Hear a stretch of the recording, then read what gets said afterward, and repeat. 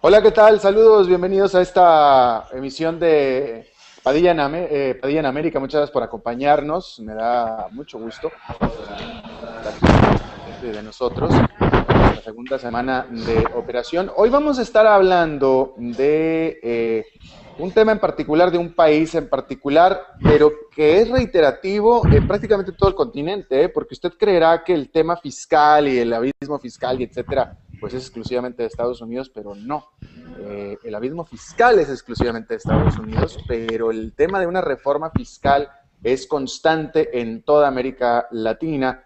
Y en el momento en el que estamos hablando es particularmente candente en Colombia, donde está a punto de aprobarse una reforma fiscal que es absolutamente clave. Una reforma fiscal es clave para todos los países de América Latina, pero en ese momento donde está discutiendo es en Colombia. Pero vamos a hablar con nuestros invitados al respecto un poquito más adelante, porque no podemos empezar sin el reporte de cierre de bolsa con Daniel Stico, editor de economía de Infobae, que nos acompaña desde Buenos Aires. ¿Cómo estás, mi querido Daniel?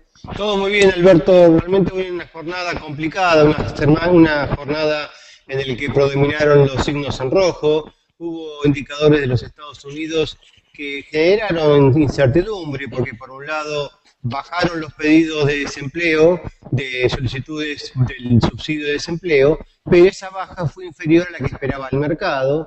Y por otro lado, aparecieron datos de ventas al consumidor que también mejoraron 0,3, pero fueron inferiores a lo que esperaba el mercado. Así que el Dow Jones termina hoy con una caída del 0,56%, aunque en el año te va a acumular una suba de más del 10% interanual.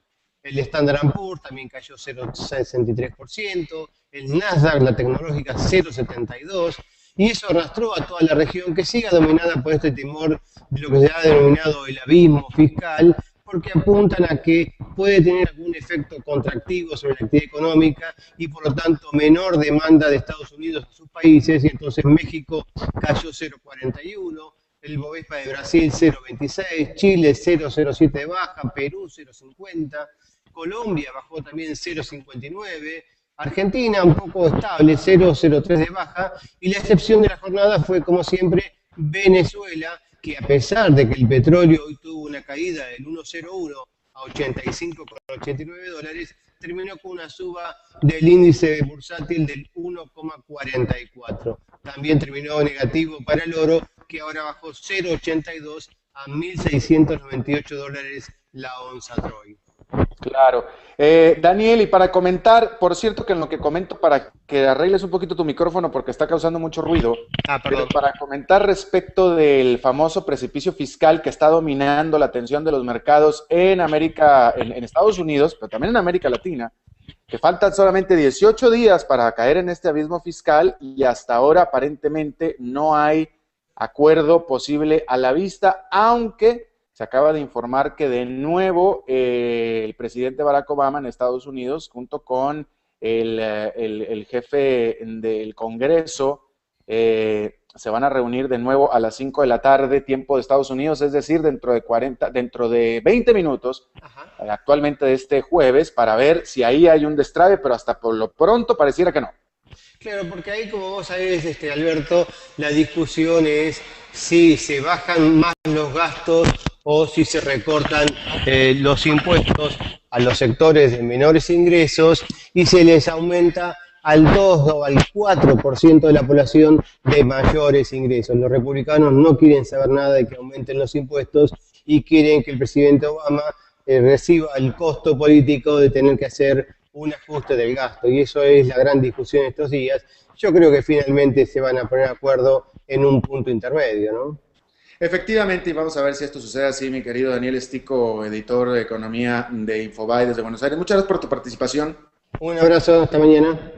Gracias. Bueno, y justamente estas discusiones y estas negociaciones y esta urgencia fiscal se repite en otro país del continente americano, que es Colombia. Pero de nuevo, esto es así, reformas fiscales se están impulsando en prácticamente todos los países de la región, con menor o mayor intensidad, pero es necesario en toda la región. En México, por ejemplo, se está también trabajando para una reforma fiscal que está atorada en el caso de este país desde hace bastantes años, pero es lo mismo en toda América Latina. Pero en este momento está actualmente discutiéndose una reforma fiscal clave en Colombia. Ahora, una reforma fiscal, o mejor dicho, tener un sistema fiscal eficiente y efectivo es absolutamente primordial para poder lograr hacer crecer una economía, lograr hacer crecer un país.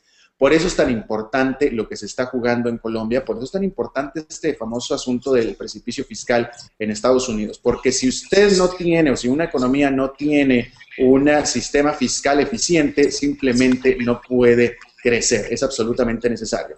Bueno, tenemos en principio, vamos a tener a 3 invitados. Está con nosotros ya Alberto Bernal de Multi Capital, que se nos une desde Miami. Muchas gracias, Alberto, ¿cómo estás? A ti, tocayo, mil gracias por la invitación.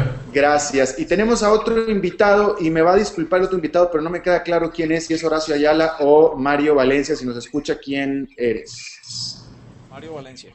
Mario, discúlpame Mario, lo que pasa es que no te conocía en persona, pero ahora ya nos conocemos. Muchas gracias. Mario Valencia es economista, no sé si Alberto Bernal y Mario Valencia se conozcan. Según tengo entendido, Alberto Bernal está bastante a favor de esta reforma fiscal, cosa que no me sorprende. Y Mario Valencia, tengo entendido que, bueno, porque esto es muy importante, en Colombia hay un fuerte movimiento en contra para esta reforma fiscal, obviamente tiene fuertes críticos, que estoy seguro que tienen argumentos muy sólidos, y Mario Valencia es alguien que nos va a explicar cuáles son estos argumentos en contra, o por qué esta reforma fiscal no es pues la que se necesita o la que requiere Colombia. Pero yo quisiera empezar con Alberto Bernal, que nos diga por qué esta reforma es la adecuada y por qué debería de aprobarse, Alberto. A ver, Alberto, yo creo que hay 3 parámetros que son importantes dentro de esta reforma. Primero, Colombia es un país donde muy poca gente paga impuestos. Si tú te pones a mirar, desagregas quiénes pagan impuestos, tú llegas a la conclusión de que los 5.000 grandes contribuyentes de Colombia, que son básicamente las empresas, pagan una cosa así, creo que es el 85% de los impuestos del país, del impuesto de renta. Entonces, eso lo que implica es que hay una exposición muy importante en términos cíclicos del gobierno a estas empresas, porque nadie más paga impuestos. Entonces, en cierta forma, esta reforma sí incrementa la gente que va a pagar impuestos, pone a la gente que gana unos ingresos más altos a pagar un poco más impuestos y le disminuye un poco los impuestos a las empresas que pues están en este momento pagando casi todos. A mí obviamente me hubiera gustado que esta reforma incluyera un incremento en la base gravable del IVA, por ejemplo, para que tuviera más diversificación el recaudo fiscal en Colombia, pero pues obviamente no lo vimos. Y el segundo parámetro, la segunda cosa que me gusta mucho de esta reforma, Alberto, tiene que ver con el hecho de que se busca quitar el costo de una cuestión que se llama los parafiscales en Colombia. ¿Qué son los parafiscales? Los parafiscales son los impuestos que pagan las empresas una vez contratan a un empleado para pagar seguridad social y para pagar otra clase de costos importantes, y que con esta reforma lo que se haría es disminuir lo que pagan las empresas por emplear a estas personas y se cambiaría con el recaudo adicional que se estaría buscando digamos, en las otras partes de la economía.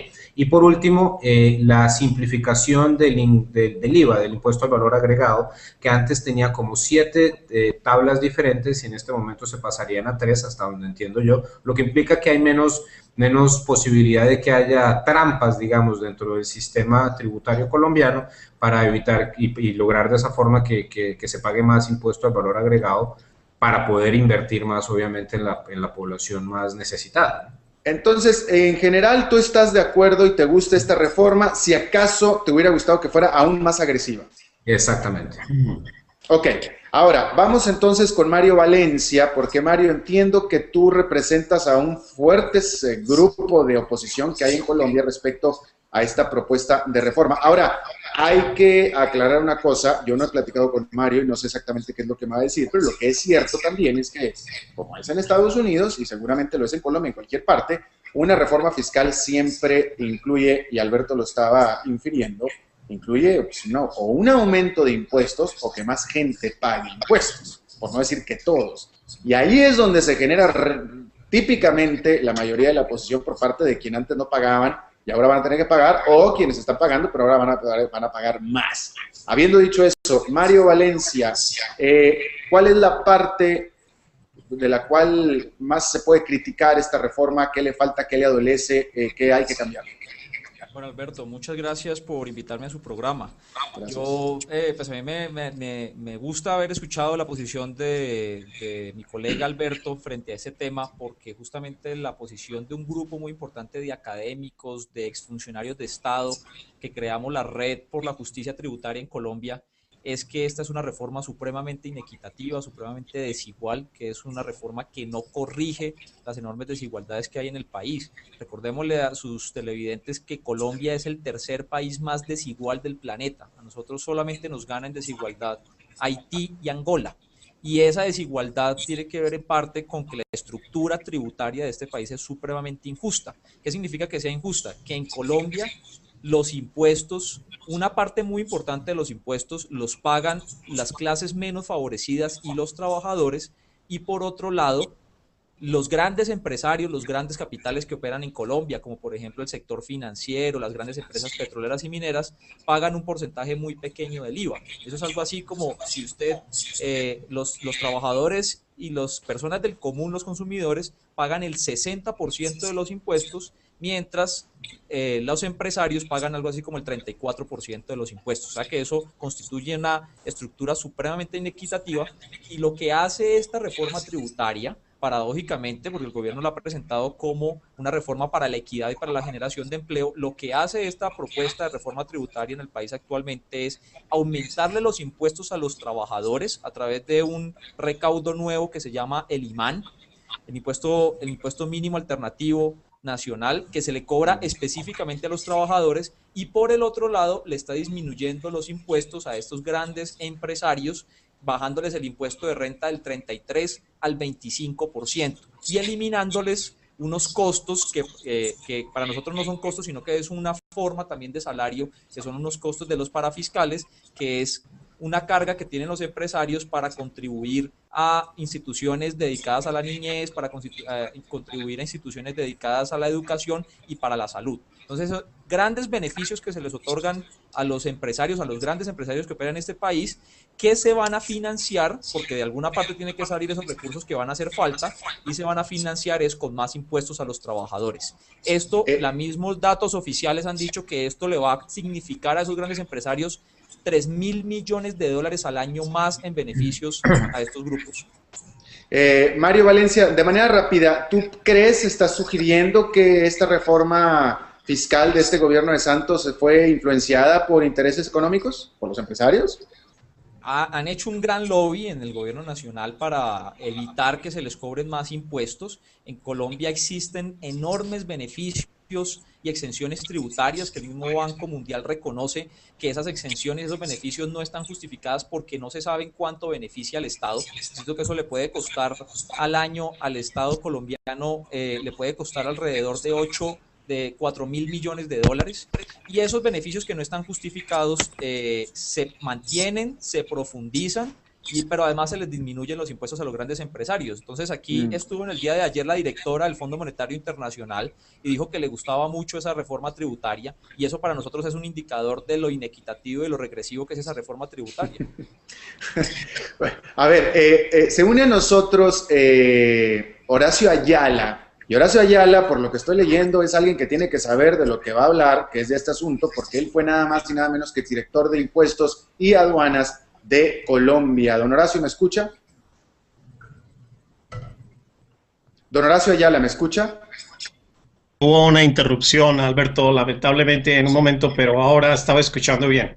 Bien, perfecto, entonces ya me escucha.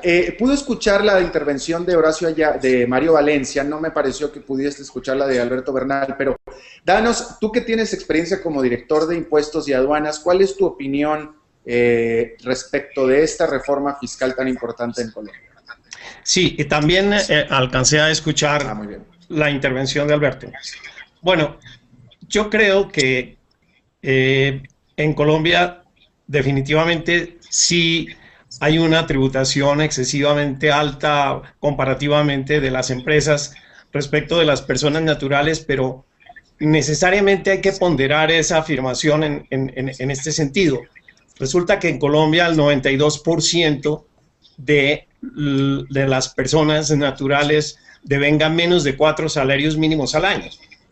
Y por otra parte, a diferencia de lo que ocurre en muchos países, en Colombia no se paga impuestos sobre los dividendos. De tal manera que ahí hay un grupo muy importante de personas que tiene unas rentas significativas en este grupo y que por supuesto que está tributando solo a través de la sociedad. Entonces no se nos puede comparar con países como los de la OECD, donde muchos tienen impuesto a los dividendos. En relación con el primer tema que mencioné, por supuesto, si la gente que tiene capacidad de tributación es un grupo muy pequeño, pues no puede haber un gran número de contribuyentes personas naturales. Ahora, en relación con este mismo tema, y sigo con las personas naturales, yo creo que el imán es una buena idea, hablando en términos muy generales. Sin embargo, cuando uno profundiza, se encuentra con situaciones que sí resultan un poco inequitativas, porque en tributación uno grava en forma directa o grava a través de lo que se llama un sistema objetivo. El sistema objetivo es aquel en el cual trata de establecer a través de unos promedios la tributación de un grupo económico determinado. Pero aquí parece que ha habido una mezcla y la preocupación que surge es que puede haber injusticias en la medida en que si hay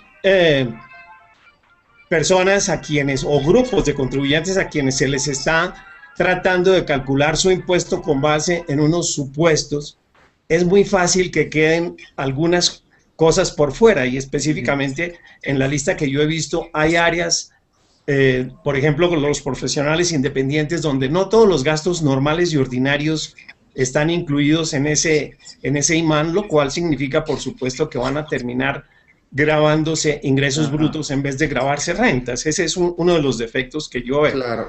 Ahora, en relación con lo que decía Mario, perdóname, ¿me dices algo antes de seguir? No, dígame lo que estaba diciendo, por favor. No, sí, en relación con lo que decía Mario, efectivamente, yo no podría decir que esta es una reforma completa, ni que es estructural, ni que es totalmente equitativa, a pesar de que tiene unos aspectos buenos sin la menor duda, por lo menos en cuanto a las ideas, sencillamente porque se están reduciendo sustancialmente los beneficios de las personas naturales, pero no se están reduciendo los enormes beneficios, las enormes perforaciones del sistema que tienen las sociedades. Este es un problema que todos los organismos internacionales, como lo decía Mario, lo han criticado, en la medida en que la tasa efectiva de tributación en Colombia es infinitamente inferior a la tasa nominal o la tasa teórica. Ajá, ahora, pero dígame una cosa, don Horacio Ayala, primero que nada, esta reforma después de esta reforma, cuando se apruebe, ¿el sistema fiscal va a ser más eficiente y más efectivo que el que se tiene en este momento, sí o no? Pues yo diría que en relación con el IVA sí, pero no estoy muy seguro en cuanto al impuesto sobre la renta, porque otro de los grandes defectos que tiene nuestro sistema tributario es que es excesivamente complejo, extenso e intrincado. Entonces, si le agregamos una cantidad de artículos, son dos los problemas. Uno, pues por supuesto que es mucho más difícil de entender, pero el otro, que no es menos importante, es que la administración tributaria tiene grandes dificultades para ejercer su labor en cuanto hay muchas legislaciones individuales o particulares para cada grupo de contribuyentes. Ya, ahora, déjeme le hago una preguntita más antes de pasar de nuevo con Alberto Bernal. Usted que está ahí en Bogotá, usted que estuvo en el gobierno, usted que fue director de impuestos y de aduanas, ¿por qué? Yo conozco al ministro de Hacienda, una persona sumamente capaz, el presidente Santos. Este gobierno, yo en general creo que es bastante capaz también. Yo le pregunto a usted, ¿qué fue lo que pudo haber impedido, qué fuerzas, qué dinamismo qué dinámica es la que hay adentro que pudo haber impedido que este gobierno, que es bastante capaz, yo creo que el señor Mauricio Cárdenas, el ministro, sabe perfectamente bien qué se necesita, no pudieron entregar o hacer una reforma la adecuada, la real, la buena? Bueno, en primer lugar, hay que partir de una base que políticamente en Colombia es casi imposible hacer una muy buena reforma tributaria. ¿Por qué? Porque aquí, a diferencia de lo que ocurre en otros países, no se puede contratar, por decir, un grupo de expertos que redacte un estatuto completo para que pase la revisión y sea integral y bien hecho.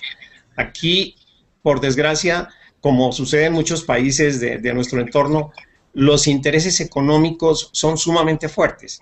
Entonces, cada vez que se presenta un proyecto de ley, así sea un excelente proyecto del gobierno, siempre hay una serie de intereses que van presionando de todos lados. De manera que para el gobierno yo creo fue un gran ejercicio, un gran esfuerzo. Sorprendió un poco a quienes estamos vinculados con el tema de manera permanente.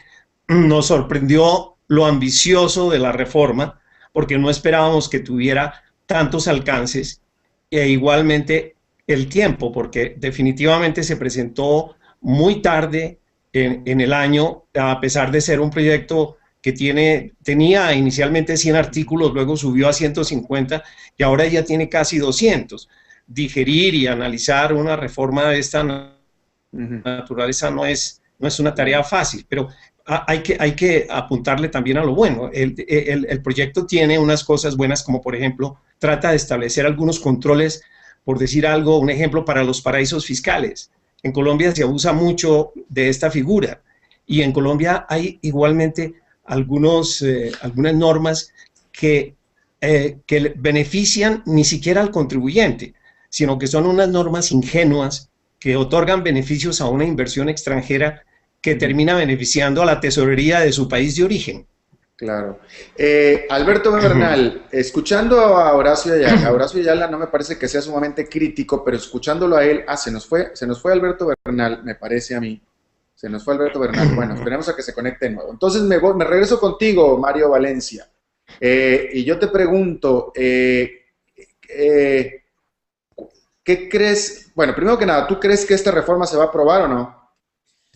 Pues nosotros esperamos que no, y estamos haciendo un trabajo importante con un grupo de académicos, de profesionales, de profesores universitarios, para que no sea así por una razón, y es que esta es una reforma que se presenta al Congreso sin que exista ningún estudio que sustente las hipótesis que ha planteado el gobierno de que esta es primero, que es una reforma para la equidad, y segundo, que es una reforma para generar empleo. Bajo estos supuestos se ha hecho una gran publicidad en el país para lograr que se apruebe esta reforma, incluso con varias intervenciones presidenciales intentando explicar esto, pero detrás de esto no hay ningún estudio que lo sustente. Incluso se hizo muy popular en las semanas anteriores una declaración que hizo el actual director de la DIAN, Juan Ricardo Ortega, en una reunión con unos grupos sociales, en la cual le preguntan que de dónde salen las cifras sobre las cuales se disminuyen los impuestos a las empresas del 33 al 25%, que es un 8%, y él dice que se inventó las cifras, porque, y lo cito literalmente, porque le dio pereza, aquí en Colombia le dicen, le dio mamera hacer los estudios. Entonces es una reforma que no tiene estudios que la sustenten, que como lo dice el exdirector de la DIAN, Horacio Ayala, no ha habido suficiente tiempo para debatirla, pero que además no ha contado con la participación de sectores académicos para que se pueda debatir a fondo con impactos esta reforma tributaria. Y nosotros creemos que esta es una reforma que es supremamente injusta por una razón, ya lo explicaba también el exdirector de la DIAN. Es injusta porque mientras se le están disminuyendo los impuestos de renta a las personas jurídicas que poco tributan en el país, a las personas naturales, a los trabajadores, se les está aumentando los impuestos. Lo voy a ejemplificar de la siguiente forma. Carlos Slim, que es el hombre más rico del mundo, se le van a bajar los impuestos del 33 al 8%, del 33 al 25%, se le disminuyen los costos salariales el 13.5%, pero a los trabajadores de Carlos Slim, a un trabajador que, por ejemplo, hoy puede estarse ganando 5 millones de pesos, $2.500, trabajando con Carlos Slim se le van a aumentar los impuestos en más de 500%. Ahora, pero dime una cosa de manera rápida, Mario Valencia. Tú mencionabas de que no había mucho estudio académico por parte de esta reforma, pero aquí yo alegaría que el grueso de esta reforma fue establecida, impulsada, hecha, armada, etcétera, por Juan Carlos Echeverry, el pasado ministro de Economía o de Hacienda de Colombia, y él era académico, él toda la vida ha sido académico, un universitario académico muy conocido. Sí, pero la reforma que había presentado Juan Carlos Echeverry este año es una reforma que difiere significativamente de la reforma que presentó Mauricio Cárdenas. Tú preguntabas anteriormente que por qué siendo unas personas tan capaces hacían una reforma que no fuera integral. Bueno, yo me preguntaría, ¿son capaces para qué? Porque si son capaces para llenarles más los bolsillos a las grandes empresas que operan en Colombia, para eso te ganan la medalla de oro en capacidad. En Colombia hay enormes exenciones y beneficios que hacen que el país tenga un costo fiscal supremamente alto a la hora de recibir ese tipo de inversión. Y lo pongo de inversión extranjera, y lo pongo de esta forma. A Colombia ingresa mucha inversión extranjera. El año pasado Colombia fue el quinto país en el planeta donde más creció la inversión extranjera. Y eso no se traduce ni en más empleos en el país, ni en beneficios económicos, y mucho menos en beneficios sociales en el país, por una razón. Y es que en la misma medida en que ingresa esa inversión extranjera, así mismo está saliendo con los dividendos y con los beneficios que generan las utilidades de estas empresas, porque en Colombia, entre otras cosas, tampoco existen impuestos para poder sacar las utilidades del país, cosa que existía anteriormente. Hasta el año 2006 fue del 7%, y el gobierno anterior eliminó esos impuestos para poder sacar esos dividendos y esas utilidades. A ver, gracias Mario Valencia. Alberto Bernal, ¿me escuchas?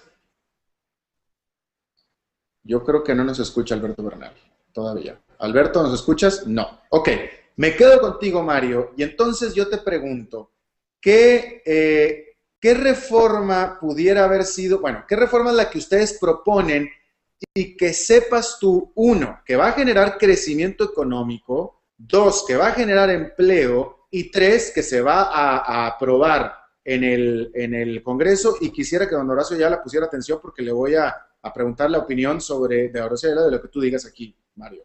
Bueno, todos sabemos que el impuesto al valor agregado, que es una especie de impuesto a las ventas de las mercancías, lo tenemos que pagar todos los ciudadanos independientemente de los ingresos que tengamos. Lo voy a explicar de otra forma. Si Sarmiento Angulo, que es el empresario del sector financiero más importante que hay en Colombia, va a comprar una crema dental, esa persona paga el 16% de IVA, y yo también tengo que pagar el 16% de IVA, así gane significativamente menos que él. Sí. Eso hace que de entrada ese tipo de impuesto sea supremamente regresivo. Pero además, en el impuesto de renta no existen tarifas diferenciales. Es decir, un zapatero o un panadero paga el 33% de impuestos, y el sector financiero o una empresa petrolera o cualquier gran empresa nominalmente también paga el 33%. La realidad de lo que ocurre en Colombia es que el sector financiero y los sectores petroleros y mineros tienen una capacidad de lobby supremamente alta, que se traduce en que el impuesto real que paguen sea alrededor del 8%. Entonces, insisto, mientras una persona que tiene un pequeño negocio, una microempresa, una mediana empresa, paga el 33% de impuesto a la renta, una gran empresa del sector financiero puede pagar el 8%. Pero dime una cosa, Mario, déjame aquí, yo que observo los procesos fiscales en prácticamente toda América Latina, yo te pregunto sobre el IVA, porque ya es la segunda vez que mencionas el IVA, y es la segunda vez que se me hace extraño, porque el IVA es un impuesto al consumo. Tú ponías el ejemplo del señor Sarmiento que va y se compra una crema dental, o vamos a decir que se compra una prenda de ropa y paga 16%, y el obrero que trabaja para él también paga el 16%. Pero yo quiero suponer que el señor Sarmiento se va a ir a comprar una prenda de ropa de $2,000-3,000 y va a pagar el 16% sobre eso, y el obrero se va a comprar una ropa mucho más barata y va a pagar el propio 16%. Lo que te quiero decir es que me parece a mí que pareciera que el impuesto al consumo, que es el IVA, puede ser algo bastante democrático, porque se ajusta a lo que cada quien tiene capacidad de pagar. Uno. Y dos, si fuera cierto lo que tú dices o lo que tú propones, que el rico debería de pagar más IVA que el pobre, ¿cómo lo haces a la hora de estar pagándolo en la tienda, en la caja de la tienda, cualquiera que esté haciendo? Bueno, eso se solucionaría de una forma. Mire, hasta hace unos 30 años el impuesto del IVA en Colombia era significativamente menos importante de lo que es hoy. Y lo que ha ocurrido en los últimos 30 años, en los últimos 20 años, es que el IVA ha venido ganando terreno en la medida en que el impuesto sobre la renta ha venido perdiendo participación sobre los impuestos totales. Nosotros lo que proponemos es que debe haber, primero de todo, un impuesto de renta diferencial, es decir, que las pequeñas empresas paguen un impuesto y que los grandes empresarios paguen significativamente más. Que puede ser que una pequeña empresa, y voy a decir algún dato simplemente para ejemplificarlo, que las pequeñas empresas paguen el 10% de impuesto de renta y que las grandes empresas paguen efectivamente el 33% de impuesto de renta. Eso sería progresivo, eso sería equitativo, y eso es lo que no tiene esta reforma, porque además esta reforma no toca las enormes exenciones y los enormes beneficios que hoy tienen esos grandes capitales en el país. Insisto, no les tocan un solo pelo a esas exenciones, pero además se las aumentan disminuyéndoles el impuesto del 33 al 25. A ver, Alberto, ya nos escucha, ¿verdad? Sí, sí, qué pena. He tenido problemas de la conexión, pero sí me gustaría contestar algunos de los puntos que ha hablado Mario, porque, o sea, es totalmente entendible la posición, pero creo que es completamente errada. Y te voy a tratar de explicar por qué. El documento del 2013 del Banco Mundial dice lo siguiente, dice que las empresas en Colombia, en promedio, pagan una tasa de impuesto que implica el 74% de sus utilidades. O sea que por las utilidades que generan, el 74% en términos de tamaño de impuestos versus ingreso es el 74%. Tú comparas eso con un país como Singapur y es el 26%. Y comparas eso con Irlanda y es el 26%. Entonces vamos el punto mío, yo pienso que el punto de la tributación hoy en día es bastante sencillo. Aquí tenemos que entender todos los ciudadanos del mundo algo que para mí es extremadamente claro.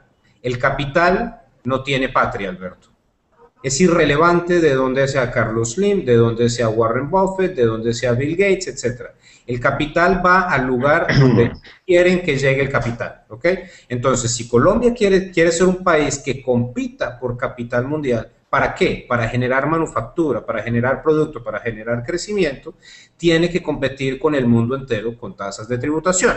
Entonces, es cierto que compañías multinacionales, por ejemplo, pueden tener una tasa promedio total a nivel del mundo menor a la que se cobra en el caso de Colombia, eso es cierto.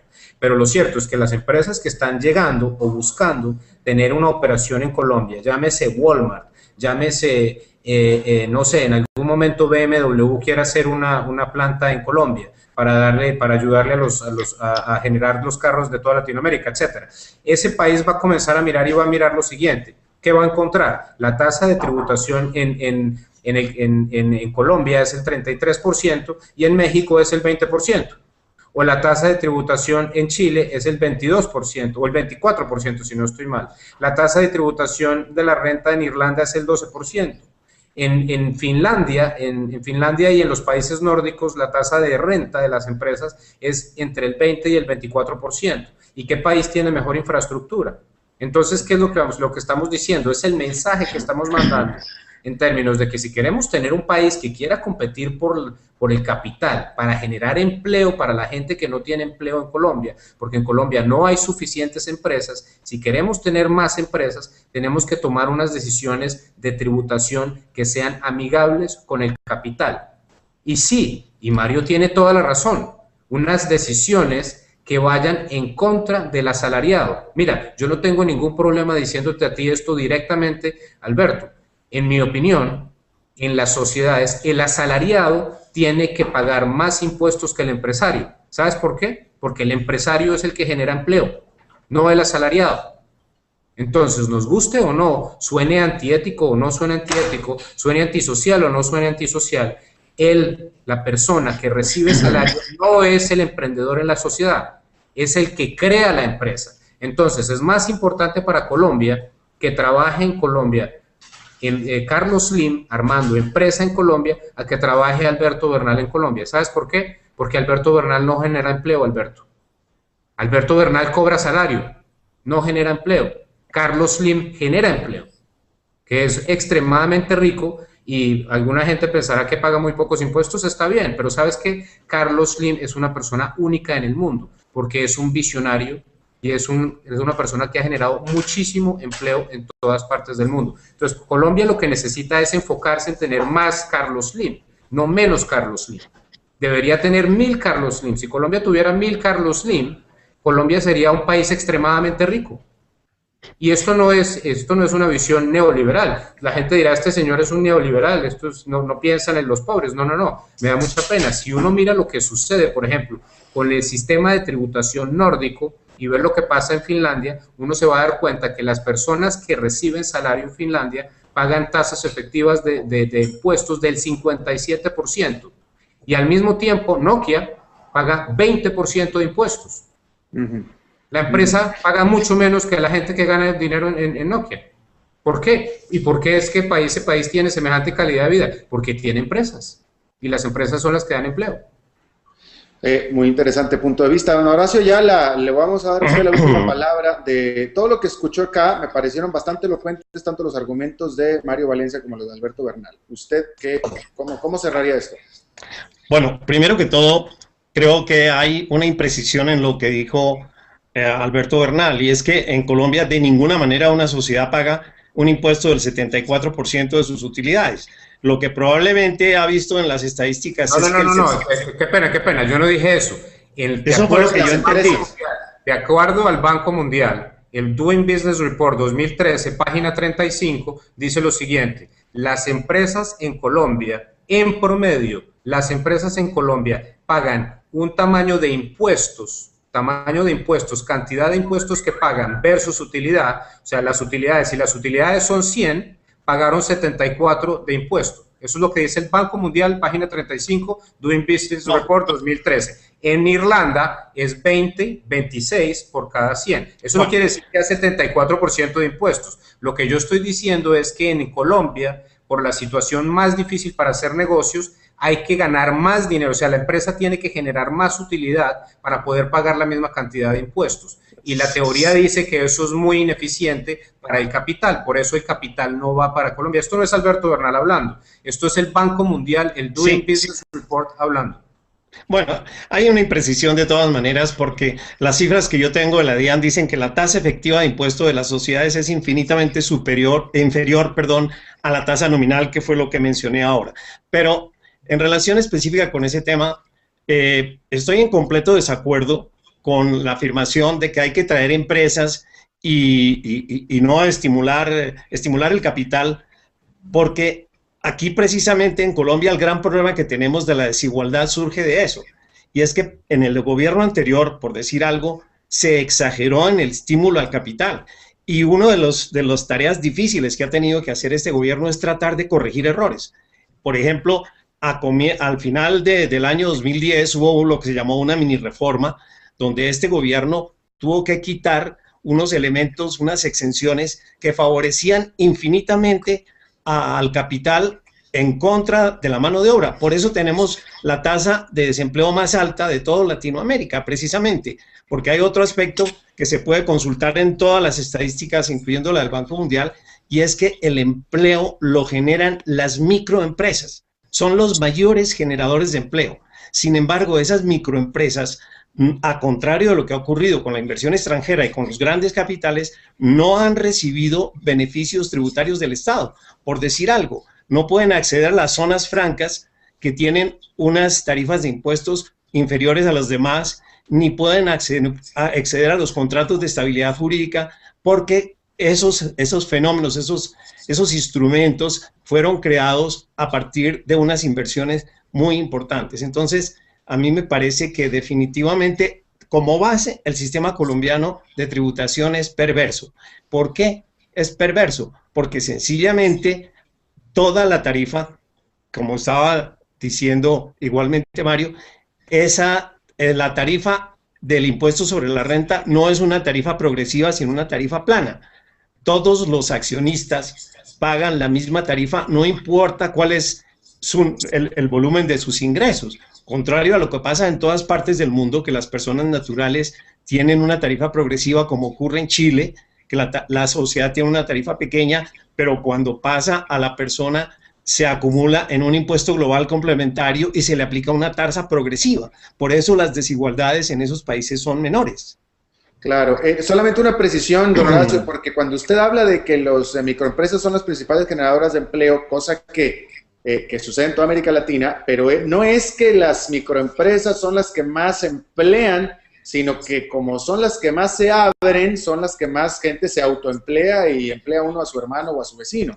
Es decir, se multiplican las microempresas, el número en cantidad, no tanto que ellas estén agarrando empleados. Alberto. Eso es cierto, pero fíjese, Alberto, que esto al final de cuentas, como lo tenemos que ver desde un punto de vista social, como decía uno de los grandes economistas de este país, Ulpiano Ayala, la economía hay que ponerla al servicio de la gente.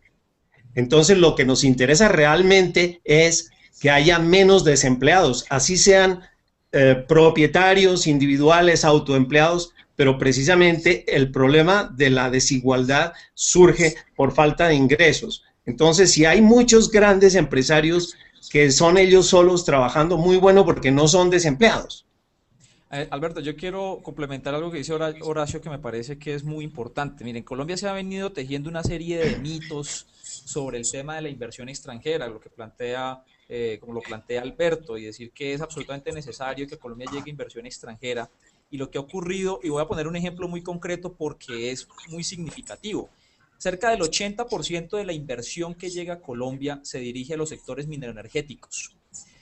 Y ese sector solamente genera el 2.5% del empleo del país. Es decir, insisto, cerca del 80% de la inversión está llegando a esa actividad y solamente genera el 2.5% del empleo del país en el mejor de los casos. O sea que, pero además, para completar, el año pasado, de aproximadamente los 10.000 millones de dólares que entraron en inversión extranjera al país, volvieron a salir en forma de remisión de utilidades y de pago de dividendos, salieron 12.000 millones de dólares. ¿Qué estoy queriendo decir con esto? Que a Colombia efectivamente sí llega mucha inversión extranjera, pero los recursos que salen del país son significativamente más que los que logran ingresar. Esto lo que está ocurriendo es que está produciendo un desahorro interno y eso, si uno lo mira en un balance neto, pues no tiene ningún beneficio. O sea, tal y como están ocurriendo las cosas hoy, al país le convendría más no recibir inversión extranjera. Porque, insisto, lo que sale es más que lo que ingresa. Y además le doy un dato adicional. Las 89 empresas más grandes que operan en Colombia solo contribuyeron con el 4.6% de los impuestos en el país. Ahora, pero dime una cosa, escuchándote... Alberto, me parece importante hacer una precisión ahí porque queda esto en el aire. El 4.5% del PIB, sí señor, pero el 85% del impuesto a la renta. De los impuestos. El 85% de la renta de los 5.000. Las empresas contribuyeron con el 4.6% de los impuestos. El 85% del impuesto a la renta está entre los 5.000 grandes contribuyentes de Colombia. Esa información la da la DIAN y el doctor Horacio la tiene también. El 85% de los impuestos de renta se salen de los 5.000 grandes contribuyentes. Ahora, Mario Valencia, yo te pregunto a ti, porque escuchándote lo que dices tú de que el grueso de la inversión extranjera se va a la minería y a la energía en Colombia y que estos segmentos o estos sectores son muy poco intensivos en mano de obra, entonces me salta a mí la pregunta, entonces, ¿qué no debería hacer Colombia el hacerse más competitivo en otras áreas para que esta inversión extranjera venga a otras áreas como manufactura y etcétera?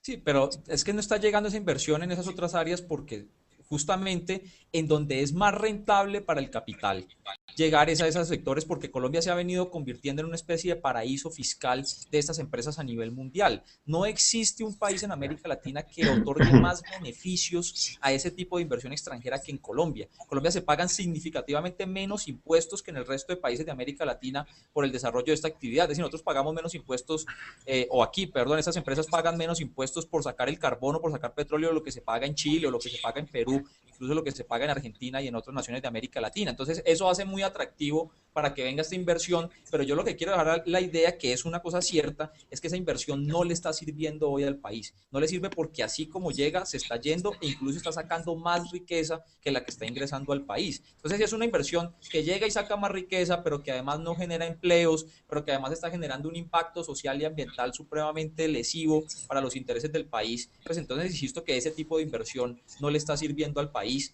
Y en los otros casos, como por ejemplo el de Claro, es una empresa que es hoy en Colombia un monopolio, que está prestando, que hay enormes quejas sobre la prestación del servicio de telecomunicaciones en Colombia y que además aspiran a quedarse con un espacio importante del espectro electromagnético del país para seguir consolidando ese monopolio de las comunicaciones. Bueno, pues con eso tenemos que cerrar porque ya se nos pasó muchísimo el tiempo, pero me pareció muy, muy interesante, enriquecedor el intercambio.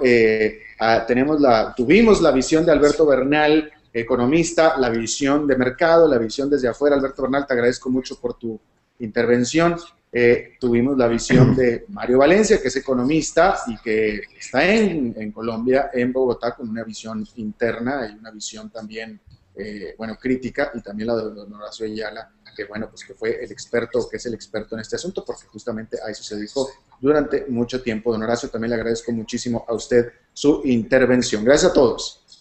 Muchas gracias, Alberto. Muchas gracias por la invitación. Hasta luego. Gracias. Bueno, y eso es todo lo que tenemos por esta emisión de Padilla en América. Muchas gracias por habernos acompañado. Recuerde que usted puede participar de vía interactivamente en Twitter con el hashtag Padilla en América. Muchas gracias. Nos vemos a la próxima y que la pasen muy bien. O Mario Valencia, si nos escucha, ¿quién eres? Mario Valencia. Mario, discúlpame Mario, lo que pasa es que no te conocía en persona, pero ahora ya nos conocemos. Muchas gracias. Mario Valencia es economista, no sé si Alberto Bernal y Mario Valencia se conozcan. Según tengo entendido, Alberto Bernal está bastante a favor de esta reforma fiscal, cosa que no me sorprende. Y Mario Valencia, tengo entendido que, bueno, porque esto es muy importante, en Colombia hay un fuerte movimiento en contra para esta reforma fiscal, obviamente tiene fuertes críticos, que estoy seguro que tienen argumentos muy sólidos, y Mario Valencia es alguien que nos va a explicar cuáles son estos argumentos en contra, o por qué esta reforma fiscal no es pues la que se necesita o la que requiere Colombia. Pero yo quisiera empezar con Alberto Bernal, que nos diga por qué esta reforma es la adecuada y por qué debería de aprobarse, Alberto. A ver, Alberto, yo creo que hay tres parámetros que son importantes dentro de esta reforma. Primero, Colombia es un país donde muy poca gente paga impuestos. Si tú te pones a mirar, desagregas quiénes pagan impuestos, tú llegas a la conclusión de que los 5.000 grandes contribuyentes de Colombia, que son básicamente las empresas, pagan una cosa así, creo que es el 85% de los impuestos del país, del impuesto de renta. Entonces, eso lo que implica es que hay una exposición muy importante en términos cíclicos del gobierno a estas empresas, porque nadie más... Que arregles un poquito tu micrófono porque está causando mucho ruido. Perdón. Pero para comentar respecto del famoso precipicio fiscal que está dominando la atención de los mercados en América, en Estados Unidos, pero también en América Latina, que faltan solamente 18 días para caer en este abismo fiscal y hasta ahora aparentemente no hay acuerdo posible a la vista, aunque se acaba de informar que de nuevo el presidente Barack Obama en Estados Unidos, junto con el jefe del Congreso, se van a reunir de nuevo a las 5 de la tarde, tiempo de Estados Unidos, es decir, dentro de 20 minutos, actualmente de este jueves, para ver si ahí hay un destrabe, pero hasta por lo pronto pareciera que no. Claro, porque ahí, como vos sabés, Alberto, la discusión es si se bajan más los gastos o si se recortan los impuestos a los sectores de menores ingresos y se les aumenta al 2 o al 4% de la población de mayores ingresos. Los republicanos no quieren saber nada de que aumenten los impuestos y quieren que el presidente Obama reciba el costo político de tener que hacer un ajuste del gasto, y eso es la gran discusión estos días. Yo creo que finalmente se van a poner de acuerdo en un punto intermedio, ¿no? Efectivamente, y vamos a ver si esto sucede así, mi querido Daniel Estico, editor de Economía de Infobae desde Buenos Aires. Muchas gracias por tu participación. Un abrazo, hasta mañana.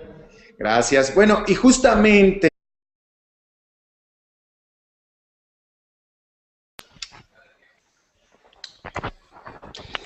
Hola, ¿qué tal? Saludos, bienvenidos a esta emisión de Padilla en América. Muchas gracias por acompañarnos, me da mucho gusto